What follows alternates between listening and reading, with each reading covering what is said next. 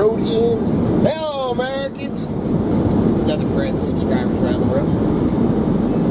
We are, man, taking us a little sunny road trip to the flatlands. Gonna go down and get some supplies, some dog food.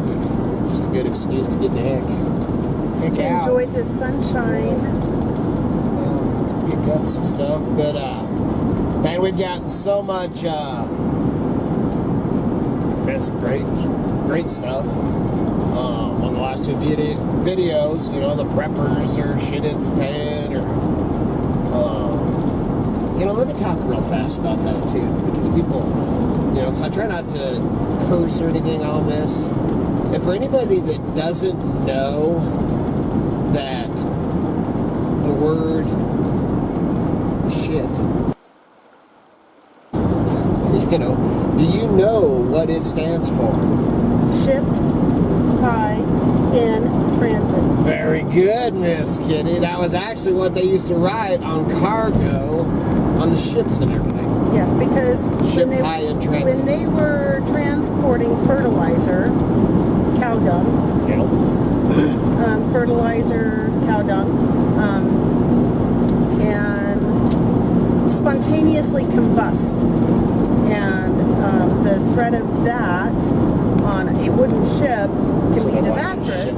So they put it up high in case it does combust. It you know, goes up instead of being down low and burning everything above it. So they ship it high in transit. See, man, you never know, man. There you go. You learn something new every day. Yes. Nobody knew Miss Kitty was that smart.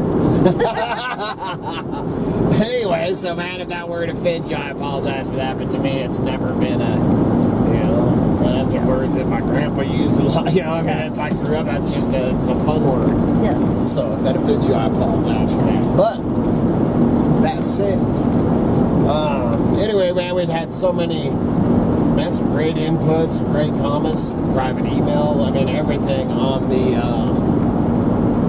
Preparedness. Yeah, me, I just call it a self-reliant thing. So I thought we'd talk a little bit, you know, while we're driving here, talk some more about that, and you know, a little bit of our input about it, different ideas. And,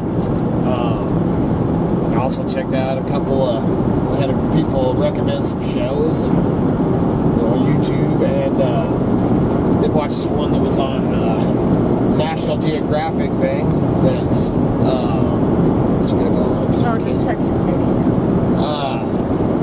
the one that's, I don't know what it was called, Preppers or what it was called, done by National Geographic channel, you know, so I put it on, and I ended up turning it off because it was just, I mean, there was some good info and stuff on there, but there was, it seemed to be more.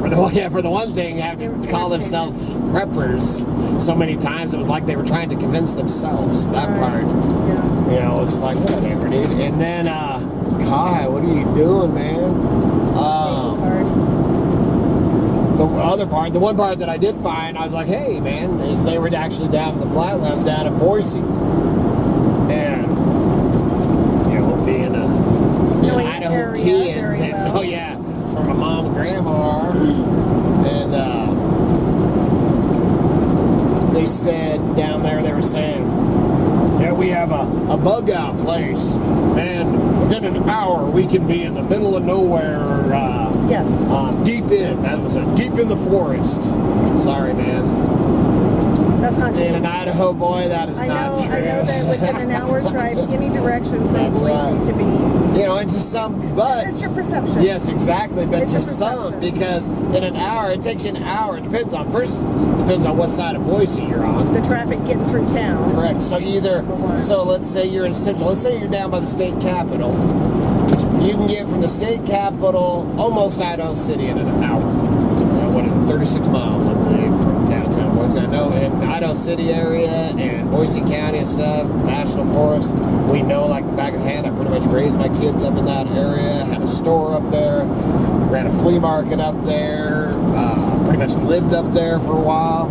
mean, it's just, and you know, and that, like you said, that's just somebody's perception of deep in the forest.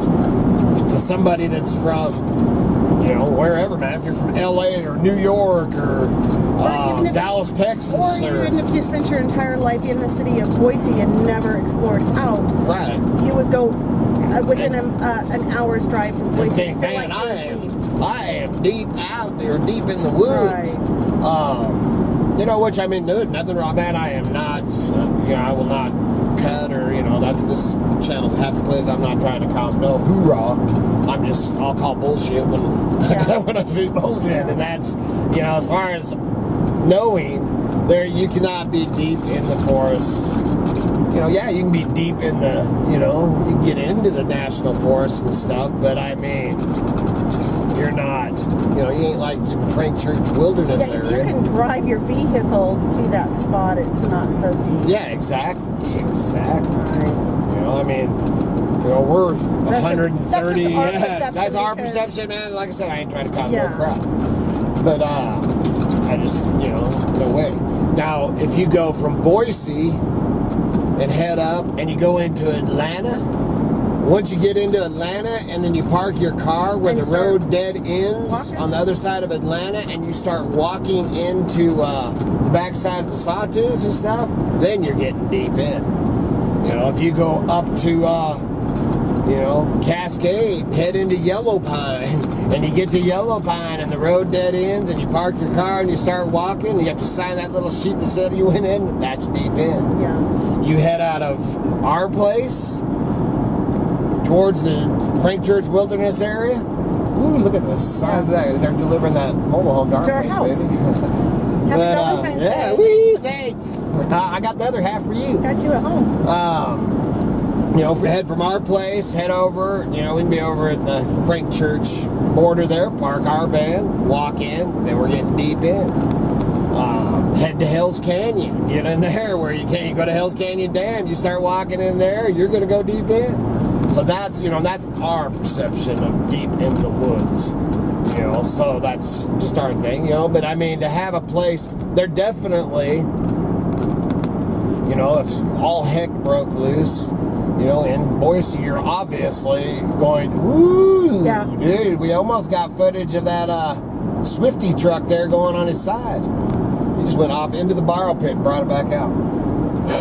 But I'm glad he didn't throw up one of those big rocks right there and knock out my windshield. Yeah, that's always stay way back. Yeah, man, I've had that happen. Yeah. That's when I stopped riding my motorcycle on the freeway because I had a rock this big, me and Kevin here, hit the center of the windshield of my Suburban and blew glass, inside glass all over us. And at the time I had multiple motorcycles and used to ride, you know, from that day forward I was like, dude, I will never ride a motorcycle on the freeway again. Anyway, I always got to go off on some story or something, man. What was I talking about before the guy almost flipped the truck? Dude, he's riding right on that. Yeah. He's drunk. Something. About going deep in. What was I talking about? The National Geographic show and being preppers. Right, but I already went past all that. And then I was talking about something before he almost fancy gets sidetracked, man. I backed way the heck off, dude. Yeah. I'm like way back here. But I was talking, going into, about being in Boise. You know, so it's definitely an hour out of Boise is definitely going to be better than being in Boise or any city or town. Yeah. And then as far as prepping too, the you know, city folks and all that, because I had somebody saying, you know, we're in the city and that was Linda. Anyway, you know, you know, self-reliance, man. It's, you know, stocking up stuff. It don't matter if you're in downtown LA, New York, anything, man, to be prepared and have enough water and food on hand and, you know, bug out bag or whatever you want to call it, you know, that's having stuff, a bag that you can grab that's got necessities if you gotta go. And I mean, absolutely, dude, it don't matter where you're at. And that was just the one show, man. I haven't, actually somebody sent us a link to another, it was kind of a news show and stuff, so we ended up listening to that for most of the day yesterday. Or not most of the day, but that one. Okay. yeah, that was pretty good. Yeah. Just getting the sides of, trying to find something that you ain't just getting the news that they want you to get. Well, yeah, and both sides of it. And some of the things that you find to watch or listen to end up being more entertainment value than anything. Yeah, well, that's what the National Geographic was. Just, it's like I said, we took it finally. This kid is like, I can't take no more, man. But something, now getting more in seriousness, man, away from anybody's shows or anything. And there's something that, I've had people recommended that I'm going to check out. So when I get a chance. And a lot of people are saying, oh man, you want to be careful about what you put out and, letting people know what you have and what you're doing and all that. Dude, there's guaranteed you're not going to get, I'm not going to send you out a blueprint of my life plan. And not only that, being prepared, and saying you're prepared or self-reliant, that's all one thing anyway, because you just don't even know what the heck's going to happen. So you can be... There's a thread all down my face. The car? Yes. What's she saying? Hi, Kawa! Yeah, hey. Oh, just some stuff that she needs down here. Okay. Yeah, we're running down and all, we always check with the kids to make sure, because, man, the person goes down to the flatlands to bring back supplies. But no matter what, dude, I got a dry throat.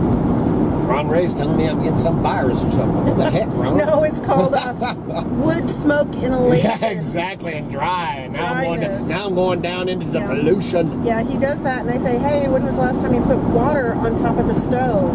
Oh, me? Oh, yeah, exactly. That'll help. But, it's distracted me, car distracted me, all you folks, man. How do I get anything? No wonder I don't get anything done. Yeah, well, and you got to remember, we got to keep a time limit on the video. No, you don't on the video. It's the editor. I could have a 3-hour video. Yeah, but how are you going to edit it? I'll do it in 2 parts, but this time I'll end it like a real video. Okay. Then I'm going to talk. I haven't even got to anything yet. Huh?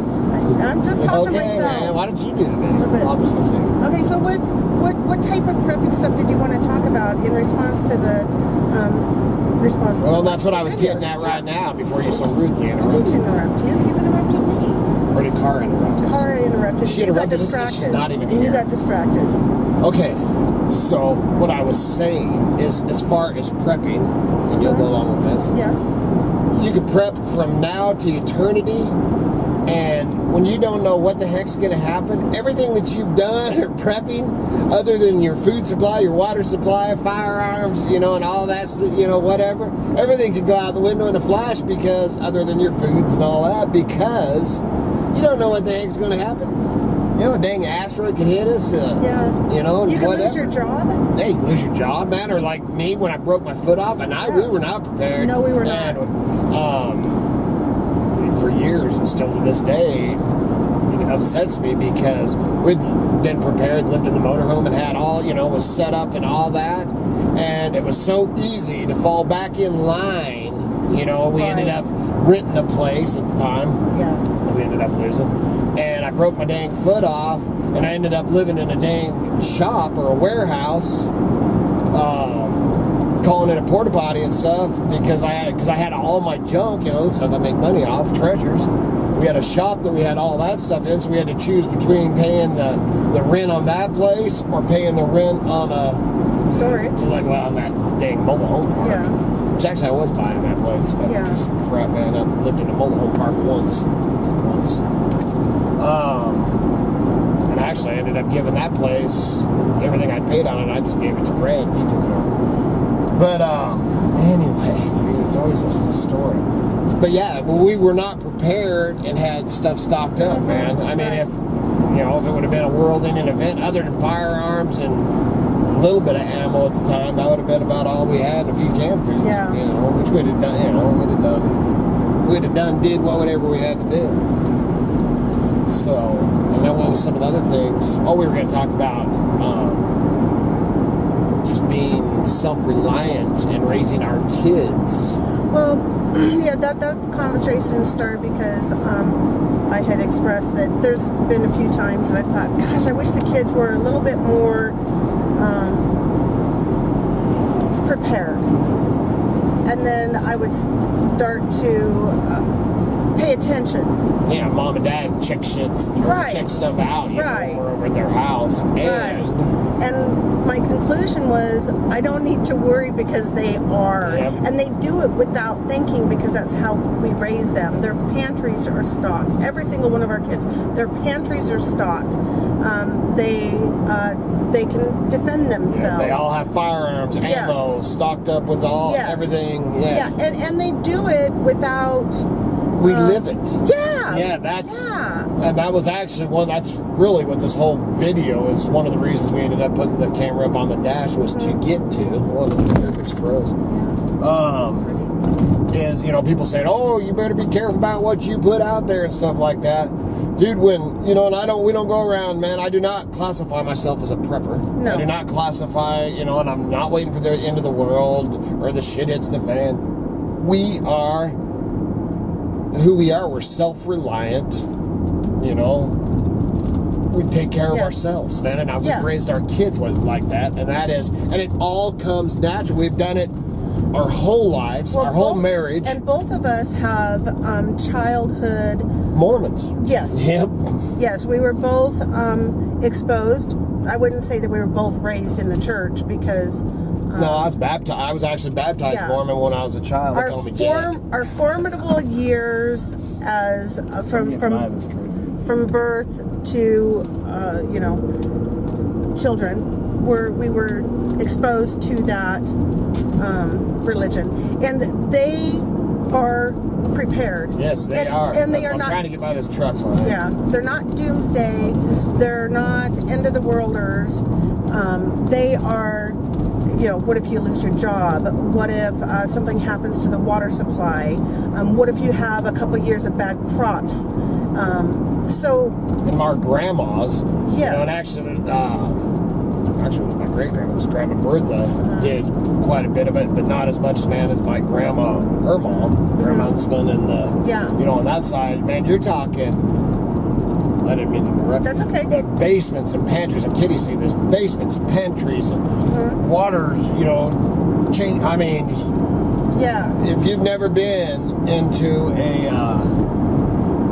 a storage or a cellar of somebody that is Mormon, it's not something that they really talk about, as far as listening to other people. But Absolutely. man, I'll tell you what, that is, they are prepared for anything. Yes. And that is in our, I don't follow the Mormon, obviously, if you watch my videos and stuff, we're totally in. We're very spiritual. Yeah, very spiritual. We're not religious. And follow the, Native American, whatever you want to call it. We're just spiritual and one with the earth and all that. And that's actually where I got my my food storage style from, is from my grandma, which was transferred over into our childhood home, is dehydration. A lot of people are saying, well, do you can your vegetables? Do you can? Well, you can't be this if you don't can your food. Well, if you are really truly prepared, how are you going to keep those stores in the wintertime?